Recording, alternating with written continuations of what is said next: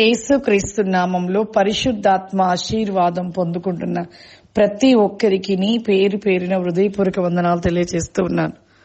సామెతల గ్రంథము 17వ అధ్యాయము 10వ వచనము, బుద్ధిహీనునికి 100 దెబ్బలు నాటునంతటి కంటే బుద్ధిమంతునికి ఒక దెబ్బ మాట లోతుగా నాటును.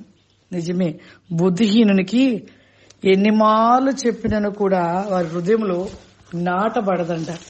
అదే బుద్ధిమంతునికి గద్దించి ఒక మాట చెప్పినా లోతుగా నాటబడుతుందంట. చాలా మంది కూడా దేవుడి మాటలు వింటూ ఉంటారు, కానీ బుద్ధిహీనతను కలిగి ఉంటూ ఉన్నాం. బుద్ధి కలిగిన వారిగా ఉండలేకపోతున్నాం. బుద్ధిహీనత ఎలా, ఎన్ని మాటలు ఈ యొక్క చెడు పని చేయకూడదు, పాపము చేయొద్దు, నిత్యము ప్రతిరోజు ప్రార్థన చేసుకోవాలి, ఇలా ఎన్ని మాటలు చెప్పినను, ఎన్ని వాక్యాలు వినినను, ఎన్ని యూట్యూబ్ ఛానల్ ఎంత మంది దైవజనుల మాటలు వినినా కూడా మరలా వింటారు, కానీ విని వాటిని విడిచిపెట్టి వారు చేసే పనులు చేస్తూనే ఉంటారు, పాపం చేస్తూనే ఉంటారు, ప్రతిదీ చేస్తూ ఉంటారు. మరలా ఎన్ని మార్లు వినినా కూడా ఆ మాటలను వినలేని వారిగా ఉంటూ ఉంటారు. అందుకే ఆయన బుద్ధిహీనుడంట.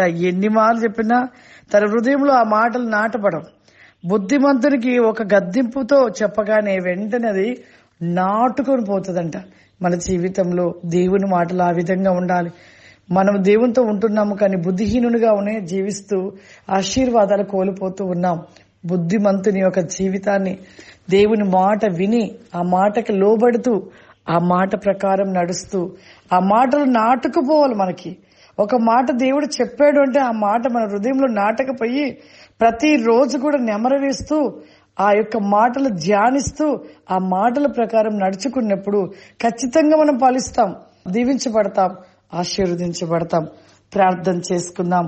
సర్వశక్తివంతుడా, దయగల తండ్రి, నీకు వందనాలు చెల్లిస్తున్నాను ప్రభువా. పరిశుద్ధాత్ముడా, నీకు వందనాలు.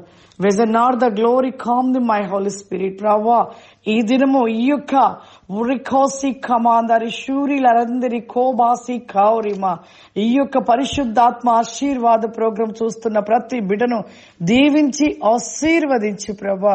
ఈ దినము విశ్రాంతి దిన ప్రతి నీకోసమి ప్రతి ఒక్కరు మందిరమునకు వెళ్ళుటకు వారి హృదయ వేక ప్రికాసి కాంది మైకెనిక ఫౌరిమా అతి వేకమైన నీ వెలుగుని శక్తి జ్ఞాన వేకమైన మీకు ఆశీర్వాదము దయచేయమని యేసు నామం నడుస్తున్నాను తండ్రి. ఆమేన్.